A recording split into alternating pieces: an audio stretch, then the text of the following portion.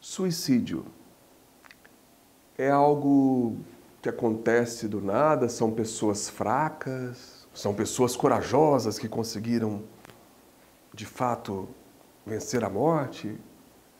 Existem muitas formas de demonizar o suicídio ou romantizar o suicídio. Teve épocas no nosso mundo que o suicídio era algo romântico. Quem não lembra da literatura, da primeira fase do romantismo, Augusto dos Anjos? Ei, te peguei, hein? Você faltou nessa aula. Brincadeira. Que era uma ode, né? A poesia era sempre dançar com a morte, morrer cedo era um privilégio. Augusto dos Anjos, por exemplo, morreu na casa dos 20 anos de idade. Não, nada disso. Não tem fraqueza, não tem coragem. Segundo o maior pesquisador no Brasil sobre suicídio, Dr. Humberto Correia, da UFMG, aqui de Belo Horizonte, as pesquisas indicam que cerca de 97% das pessoas que cometem suicídio têm ou tiveram uma doença mental não tratada ou não tratada adequadamente. 97%. É sinal de que as pessoas que cometem suicídio ou tentam um suicídio estão adoecidas. Não tem nada a ver com fraqueza ou coragem, não tem nada a ver com demônio ou romantismo. Tem a ver com doença mental. E nós precisamos falar sobre isso.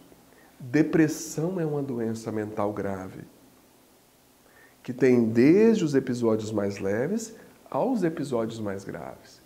Depressão bipolar é uma doença muito séria, que precisa, o transtorno bipolar precisa ser tratado. Esquizofrenia é uma doença muito grave. Quem vive na pele essa doença passa por tumultos internos muito grandes.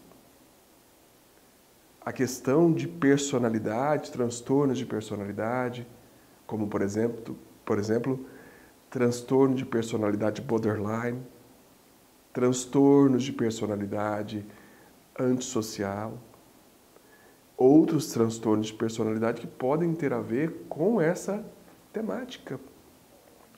Abuso de substâncias, dependência de álcool e outras drogas. Todas essas doenças, individualmente ou somadas, trazem maior risco para autoextermínio, para o suicídio.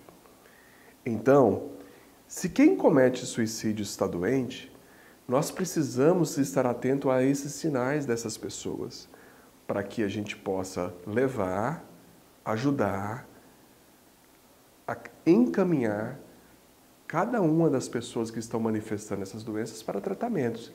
E não só levar, acompanhar.